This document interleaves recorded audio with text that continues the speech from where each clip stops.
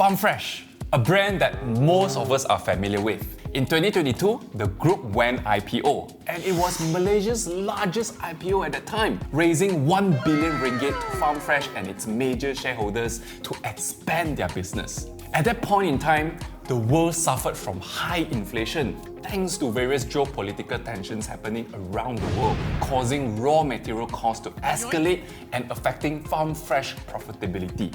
As a result, the share price also suffered a hit from around 160 per share to below 1 ringgit around July last year. But that doesn't mean Farm Fresh business is going down. In fact, Farm Fresh continued to grow, developing new products like Farm Fresh Grow Milk Powder to penetrate the baby formula milk market. And not to forget the two very important acquisitions it made on Inside Scoop and Singua ice cream in 2023. In this video, I've interviewed Mr. Loy Tuan Yee, the co-founder and managing director of Farm Fresh, to talk about the ins and outs of the business when the market perceived the stock to go downhill since IPO. It also helped me to understand some of the business directions that may not seem obvious to me before, but after the interview, it became clear that Farm Fresh is still a high-growth company in the foreseeable future. By the way, Peter also interviewed Mr. Loy on Mr. Money TV channel, where he took a different approach to talk about the personal side of him as an entrepreneur. Do check that out on the link here to really appreciate the entrepreneurship that Mr. Loy had gone through, and perhaps that video could inspire you to take the first step to be a successful entrepreneur like him. Now, without further ado, let's go right into the interview. Welcome to the show, Mr. Loy. Thank you, Frankie. Thank you. Yeah, nice to have you here today. Now, the company started in 2011, right? Just out of curiosity, there are so many things that you could involve yourself into. But why did you choose to go into farming business? Yeah, I think I've been in my earlier career, right? That some of you might not know. I was actually involved in a packaging business for a very long time, 20 years in that business. And then I decided to make a change. I think that is where I find that, those former business that we are running, I find it quite hard to sustain, especially towards the later part of the 90s. A lot of electronic companies are moving out, things like that. So consequently, you have a lot of excess capacity. So I find that, notwithstanding that you build a very good relationship with the customer, but you still lose them by one email to say that Malaysia no longer conducive, labor problem, and then, you lose a big customer just like that. So I thought, from there on, I've been thinking that I was a minority shareholder down there. I worked for my Tan family, Mr. Tan family, for 20 long years. I decided that, okay, maybe time's up, that try something new. And I wanted to do food, I thought, maybe build a business that is a bit more evergreen and resilient and things. So we tried out a few things, and then eventually we settled down with this dairy business. Right, but food business, the first thing that comes to mind is restaurants and cafe. But you went straight up to upstream. So where did you get the inspiration from? As I said earlier on, we tried a few versions of agri. We rear fish, and then goats, and then some produce as well, And then we realized that, from the goat's milk, we realized that, hey, dairy, there is an opportunity, especially when you go to supermarket those days, right? Almost 95% of the product on the shelf are all reconstituted for milk powder. So we said, hey, there is a gap there, if you were to supply fresh milk. And then from the goats, we actually move on to do dairy cow, whereby it's a lot more bigger volume as compared to goat's milk, because goat's milk are very niche and also very expensive. That's how we actually move on to do dairy farming. Yeah. All right. Mr. Loy, I have a confession to make. When you started your business around 2011 or so, I actually tried your product. But unfortunately, some of those milk that I bought, gone sour. Don't know what happened. It tasted bad. So to the point I have to go back to the supermarket to get a refund and things like that. So after that, I got a bad impression about Farm Fresh. Okay. I used to drink a lot of another brand's milk. It is also a well-known Malaysian fresh milk brand, right? But the thing is, you did very well from there to do in terms of PR, in terms of trying to change how to deal with the quality of the milk and things like that. And eventually, I think you picked up again. And from that day onwards until today, my fridge only got Farm Fresh. Thank you. No other things, right? So that is one little confession I wanted to make to you as the owner of the business. But coincidentally, I think those changes came around the time where Khazanah also came to the picture, right? I think in 2012, they invested about 20 million ringgit seed fund into the company. What did you use the money for? Yeah, I think like what you rightly pointed out earlier on, when we first started, dairy processing equipments are very expensive, and then you have to be top notch. In dairy processing business, I think the hygiene or the capability of the equipment you're talking about, you cannot be 99.9% clean. It has to be 100%. So even a small little glitches can cause your milk to turn bad, right? So these are the things that we learn through. So I think, so what happened is that when Khazanah they all comes in, the first thing I think, beside the money use it to scale our dairy farm, we actually use the money to buy our factory in Lakin. That is where our first plant is located now. And then we brought in then a lot of good Italian equipment, things like that. And then we move on from there. But I'm sure 20 million, not to say a lot of money, right? So that's probably just enough for the Lakin facility? Correct. I think what we did is that significant amount of the money actually gone to dairy cow. We actually scale up with the dairy cow, and then the factory, and then plus those equipment. So as I say, you still run quite a tight ship to actually grow the business. So, but thank God, things was coming along well. The subsequent years, things are getting better, and bankers are a bit more receptive when you have Khazanah as your partner, as opposed that, you go yourself to say that you want to loan money to buy cow. I think you probably scare them off, right? Well, Khazanah as a partner, you mentioned them as a partner. So apart from the 20 million ringgit, did they also give some advisory services to the management? Yeah, I think for Farm Fresh to be successful over now, right? I think Khazanah contribution cannot be undermined, because I think they play a very important role to help Farm Fresh. To begin with, the extra cash that comes in help us. Reputationally, I think the company will also looks better because you have a sovereign fund backing you. Beyond that, I think the team was very passionate in helping us. Notwithstanding that, we are one of the tiny dot in the Khazanah universe, right? For a check size of less than 20 million, it's unheard of, right? But I think the team, they really like our business, and they really try to help us in the sense that procuring land itself is not easy. Land bank in Malaysia are so expensive. Good land are all taken up by all the palm oil players. So what you need to spend on the land, and dairy farming, you need huge tract of land, and that will be very, very costly. So I think the Khazanah team help us to secure government land, particularly the one that in Muazzam Shah, developed by ECR. So we were appointed as an anchor company to run the complex with a basic 6 dairy shed. But more importantly, we got access to the 700 acres of land, right? So I think that is very impetus, to actually spark our larger scale of dairy farming. Yeah. Okay, so fast forward to today. Farm Fresh is one of the largest and fastest growing integrated dairy producer in Malaysia. You are number 1 in chilled ready to drink milk, and you are number 2 in the flavored ready to drink milk. So I prepared this board over here. Right. So just want to hear it from you. If I were to break down all the products in terms of revenue breakdown, how would it look like on this pie chart?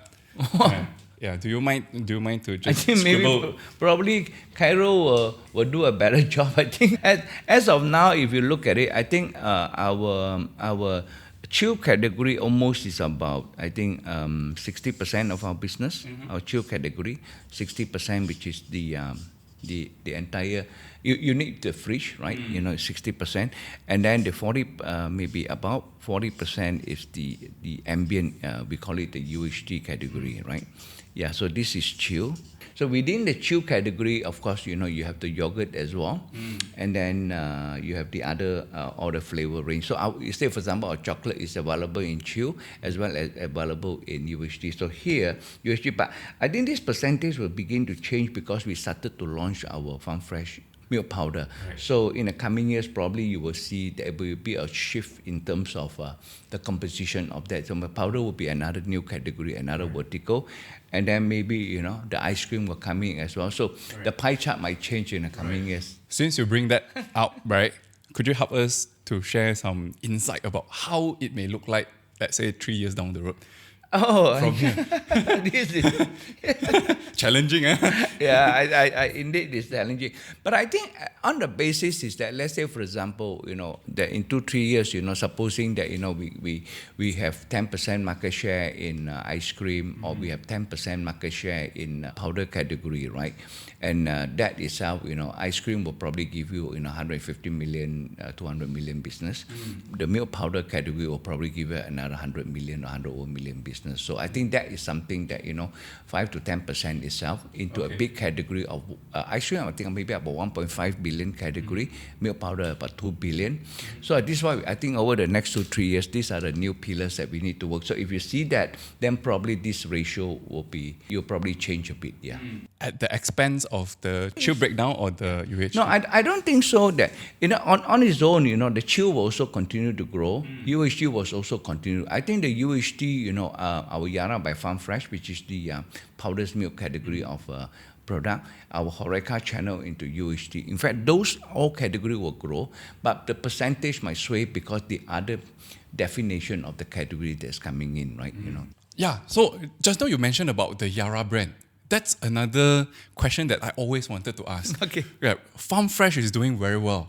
Then you suddenly come up with the Yara brand. Wouldn't that jeopardize the brand? Cannibalize or something? Yeah, correct. Okay, I think that was an internal question as well, and as we were looking at it, right? So I think what we realized that we are very strong in the chill category, and we can compete very well. Our competitor pricing, if we're notwithstanding that Farm Fresh give you a better quality, basing on all the fresh ingredient, but we are actually priced very reasonably as well. However, when you go into the UHT category, our competitor price can reduce by another 20-25%. Say for example, our 1 liter chocolate milk we sell in chill category maybe 7 something. So to us, same ingredient, just being packed under ambient, right, under the aseptic Tetra Pak packaging, we were probably selling at 10% cheaper, say maybe 680 or 690. But our competitor can go at 499, or 529 and 550 because of they're using milk powder, ambient. Their price can reduce significantly. So what we realized that at some point when the UHT grow, we realized that there are many markets that, say for example, are more cost conscious. We are not able to tap into their market, and therefore we now actually come up with Yara by Farm Fresh, which using whole milk powder. Okay. So when you use milk powder, I'm on the same level field with them, right? I'm not using the fresh milk to compete with the powders. Now I'm using powders to powder. So today we are able to sell 590 as well. If need be, we can even bring it down to 499. So I'm on the same level field with them. So what we realized that we launched the product and it was very well received. And my sense is that that particular Yara by Farm Fresh, that particular category will grow very well in the coming years. So that is why, and I don't think so it's cannibalizing. So I think over the past years, we've been tracking the numbers very closely. It doesn't cannibalize into our own Farm Fresh category. Yeah. Yara also sells chilled milk, right? So are those fresh milk or are those? Those are Australian frozen milk that we do, right?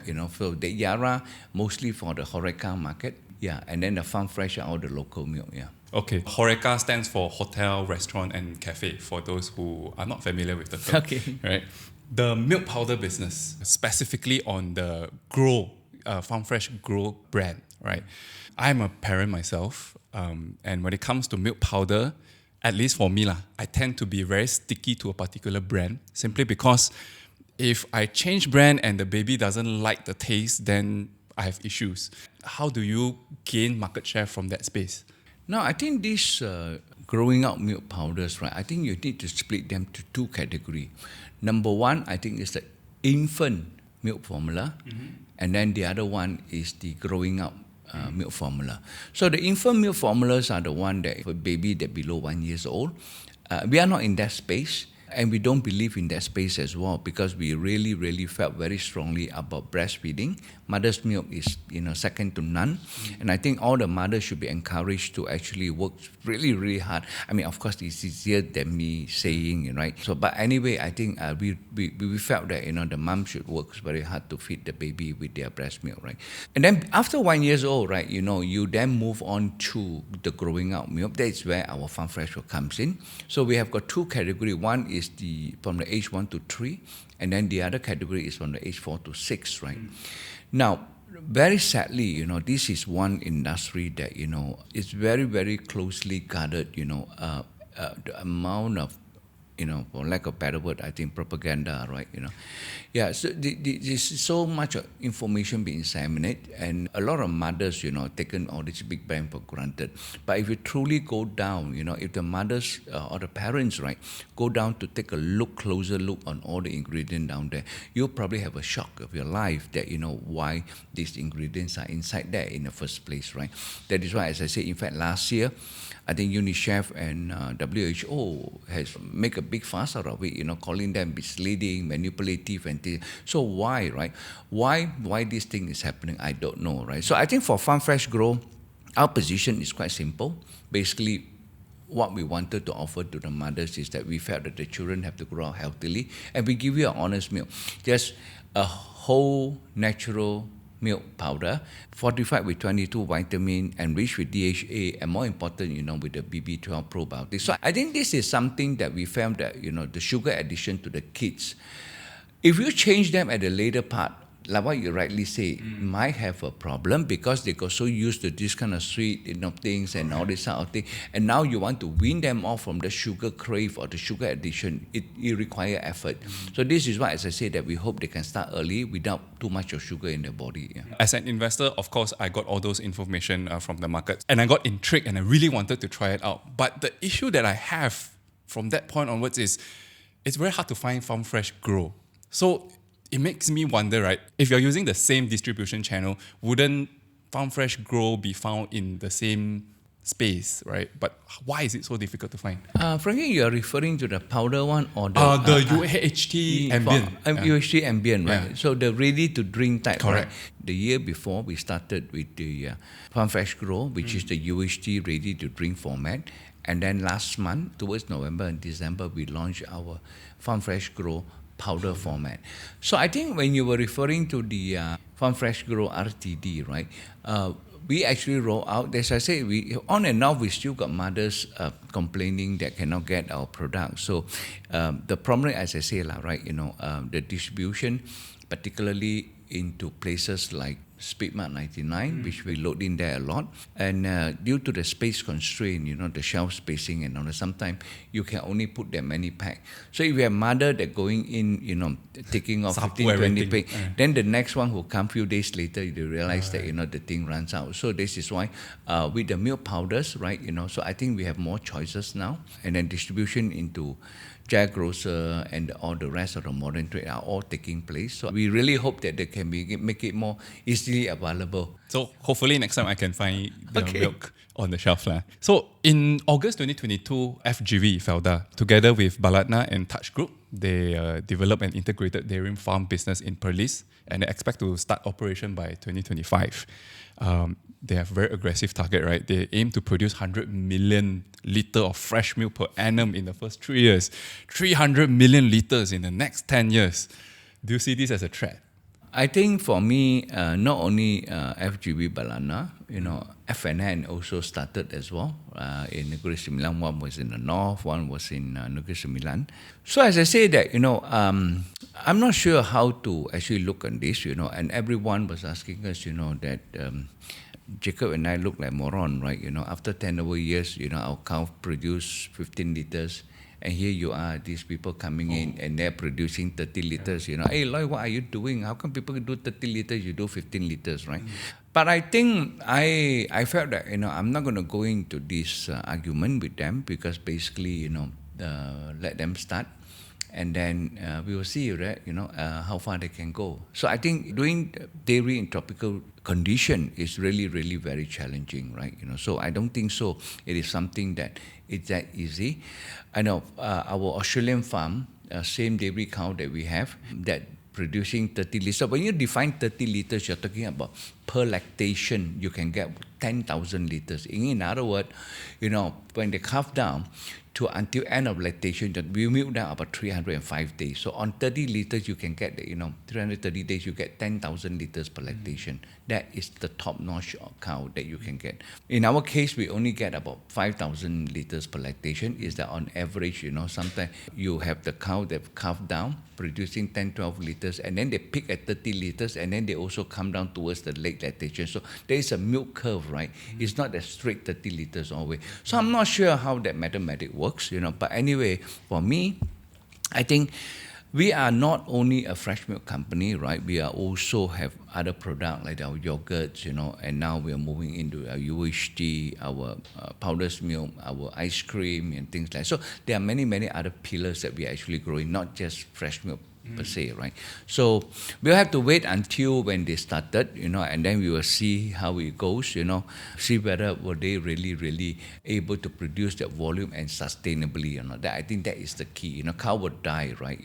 When the cow give birth, start milking them, the others are very, very sensitive. If you are not careful, the others will have mastitis, then the dairy cow was worth nothing, right?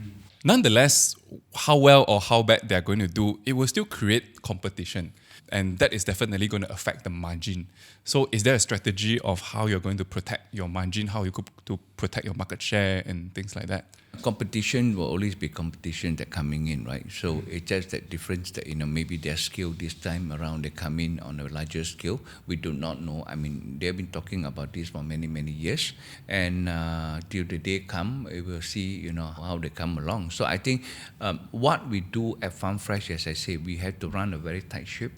We want to be as lean as we can, all right? Produce a better quality of product, and make sure that, that the brand loves are very strong and things like, so that's the best you can do, right?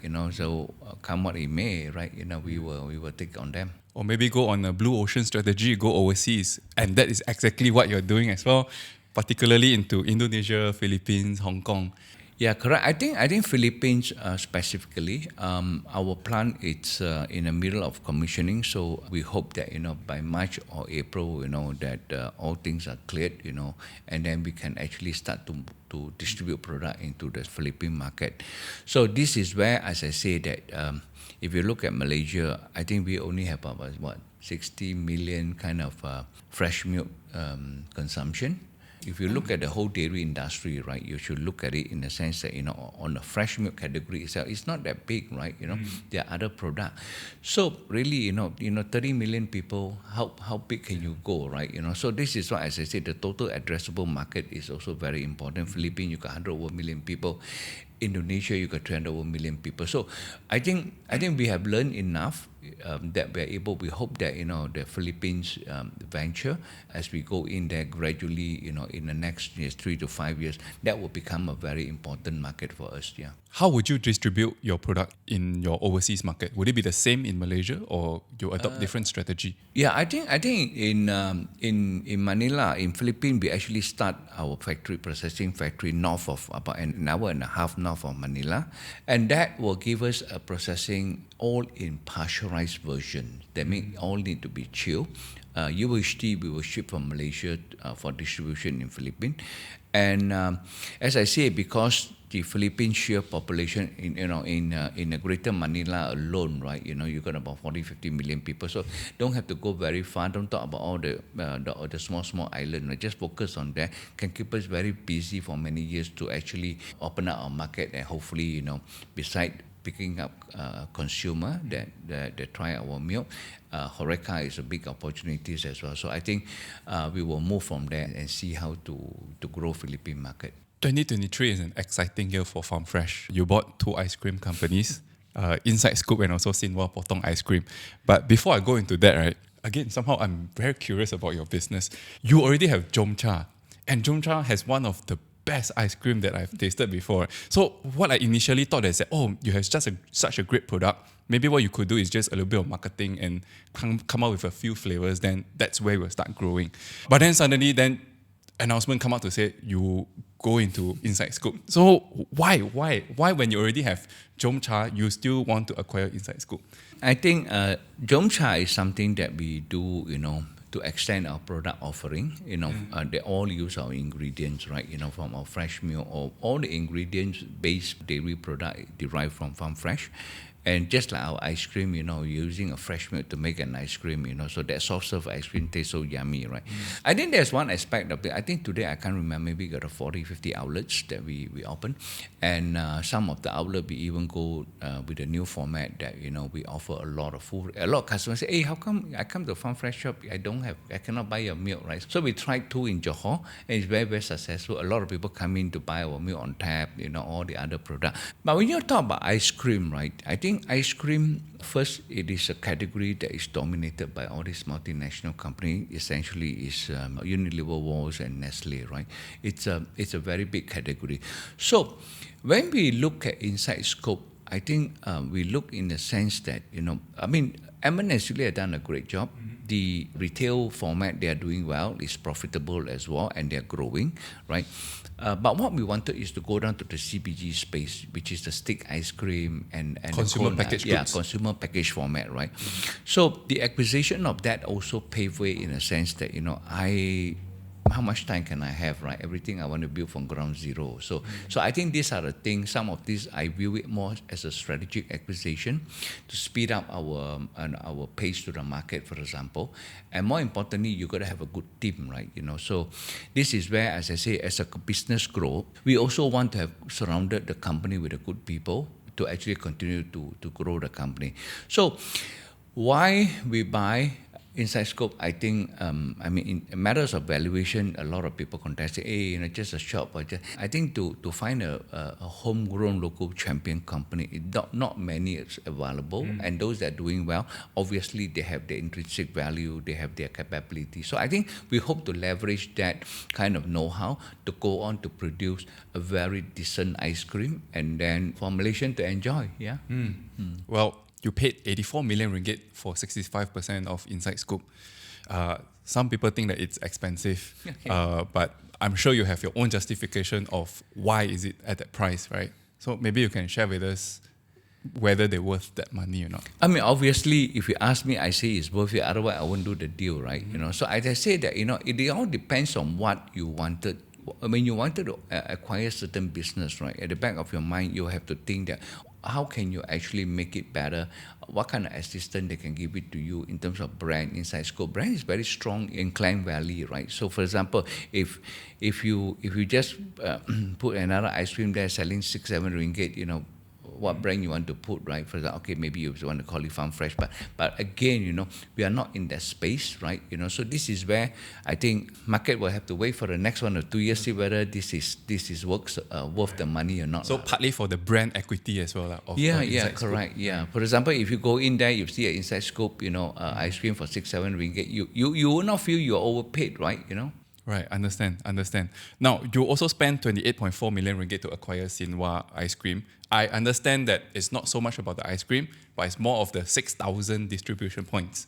Correct. Right, but then my question would be, with your brand position today, Farm Fresh, I don't think it's very difficult for you to secure distribution points.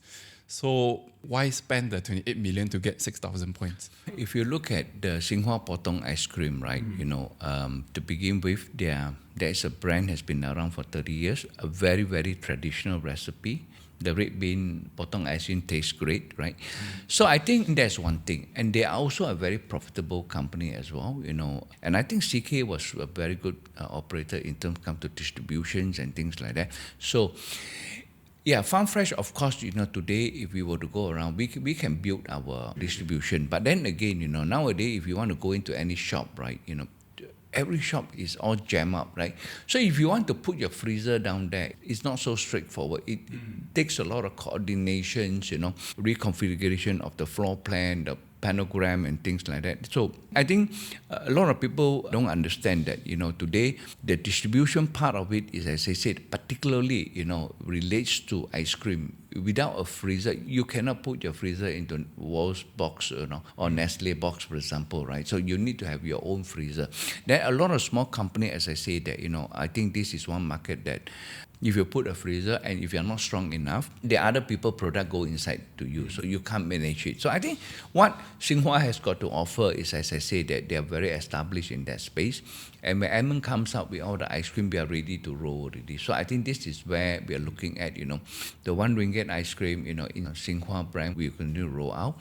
And then the maybe the 2 ringgit or maybe 2.50 under Farm Fresh brand, and then the 4-5 ringgit atas one, under Inside Scope branding, right? So there will be a different portfolio of a range that we're coming out, yeah. I know of a company, they are selling ice cream in liquid form, and then you buy it home, you put it in your own fridge, and 2 hours later you can take it out and eat. Would you be interested in this kind of company to acquire? No. No, I mean, producing product is relatively easy, right? Say for example, you wish tea line, you got money, you can buy, and then you can just produce it, right? So I'm not sure about the kind of the ready, the freeze it, So I think to us, as I say that, what we wanted to do, basically the CPG ice cream that ready to it's an indulgence, right? When you want to eat, right? So this is the space that we are looking at, Frankie. Yeah. Okay. These days, everyone is talking about ESG. For certain industries like green energy, waste management companies, and things like that, people's perception is that they are ESG compliant, and they'll put them at a very high score, and then they'll find some nuances to try to deduct the points. But for industry like you in a farm, it's the other way around. You have to work your way up, right? People will see that, a farm, probably not very ESG compliant. You have to put in a lot of effort to prove that you are compliant. So can you share what are some of the efforts that Farm Fresh is doing? Yeah, Frankie, I think this ESG thinking, right? Over the past years, it has been really gaining traction now, right? So to me, how I look at ESG, I think it's essentially doing good, right?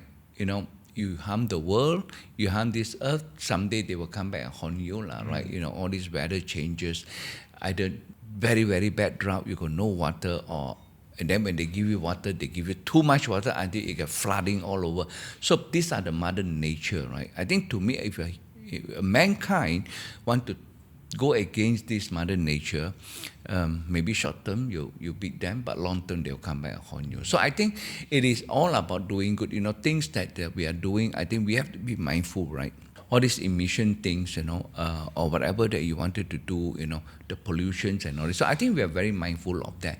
So in the case of Farm Fresh, right, I think we go beyond environment. I think Jacob and I spend a lot of time in the farm to ensure that, as we scale our farm, we make sure that all the manures, all the waste are being managed in such a way. Not only we manage that, it won't go down to the river and pollute the river, the downstream people causing all the problem. Like PJ, there's one dairy company, when the effluent discharge, all the river water, all the fish die and things like that, right? So in our case, we are very mindful of that. Obviously, it's not easy, but we put in earnest effort to actually make sure that, that is taken care of. And not only we prevent that, the manure water, for example, right, we recycle it to use it in our pasture. We kilometers after kilometer use it to irrigate the grass, and then the grass grow healthily, bring back our car. And all the compost, we compost it, manure, we compost it, and then put it to the soil to nurture the soils as well.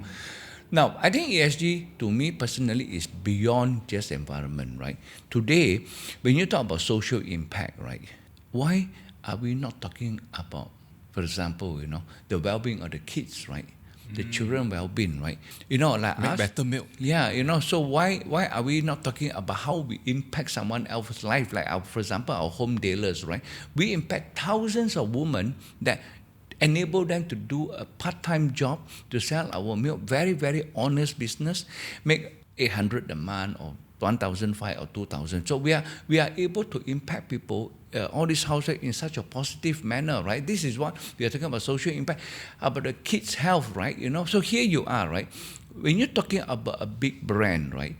If I'm a fund manager, I think, if you want to talk about ESG, why are you not talking about their big company behavior, the food company, the food that you produce, that you feed to someone else's kids? Are you ethical enough? Is there any self-conscience in terms of what you feed to other people's kids? or you just care about your marketing blitz, as long as I can drive sales, I get your kids to hook to my product, I continue to make their money. Your children teeth fall off, or you got diabetic, or you're obese, you got hyperactive, that's your problem, I make my money. So I think why is not fund manager saying that, hey, how about, okay, government do the sugar tax? Do you measure those big corporate factory, how many tons of sugar are they using or not? Why don't we measure them? Just measure CO2, right? So this is, as I say, that I think there are many things. The ESG is beyond just environmental, right? We have to see it from a broader aspect of things, right? Yeah. Well, 2023 has not been a good year for Farm Fresh, but what are the challenges that you foresee will come in 2024, if any? I think 23 indeed, it wasn't a very good year for us, right? In the light with all this Ukraine war and then going on. But notwithstanding that, I think we also sailed through ourselves to continue to make sure that those areas that we can mitigate the damage, we try to mitigate the impact. And I think that the last quarters things are getting better, and we hope that sequentially, this quarter we're going to be even better and things like that. So we hope that things are getting better. Then again, now you have all this Red Sea shipping problem again, and then you have this dollar going past few days going quite crazy again. So I think the market remain volatile, right? With all this unexpected. So we hope that it's not going to be another difficult year, right? But so far, if you look at it, I think commodity price have actually came down significantly. Corn grain price, which is one of the major feed, right? Soy meal. So all this is coming down already. So I'm not sure whether any more disruption to come until things are going bad again. So otherwise, I think we were looking at 24 will be another solid year for us. Yeah. Right. If there are three things that you want to focus in 2024, what would the three things be? I think 24 to me, I think at this point of time, all these years, right, I think we measured our company. I'm very particular about the company growth. In other words, when we want to go to any particular channel or any particular category that we wanted to open, we track them very, very tight to ensure that, the product that we created, we launched, does it gain traction? Is the customer, if they were to buy a product, can we retain the customer and things like that? So I think that aspect of the area that we are very, very focused to make sure that, the company continue to gain market share, or the space that we're going in, channel that we're going in, we are actually gain market share. The other one, I think distribution, it has always been a pain point. If you look at big company, their penetrations, we talk about market penetration, they're talking about 80, 90%, 90% compared to Farm Fresh, maybe 60, 70%. So what we're going to do, I think in the coming years, a lot of resources is put in to ensure that, we also build our distribution point in terms of market penetration, that you go to any part of the corner in Malaysia, you can find Farm Fresh product, or you can find fresh ice cream down there. So I think this is area that we are. And then third thing, I think we'll continue to innovate, to identify market opportunities, while we are busy fighting out the existing category, the kitchens are also busy, curating more recipe for the coming years. Right. Nice. There you go. I hope one day I get to visit your farm, go for a farm tour, and see for the cows for myself, right? Always just read from the books and most welcome, annual Frankie. report. Yeah, most welcome. With that, I think that's all we have for today. And again, thank you so much for your time. It has been a pleasure talking to you, right? Thanks, Frankie, for having me. If you want to tune in to this episode again, you can also go to our Spotify. It's on the FAQ podcast on Spotify. So go and check it out over there. Again, thank you so much, Mr. Loy. Thank you. Yeah.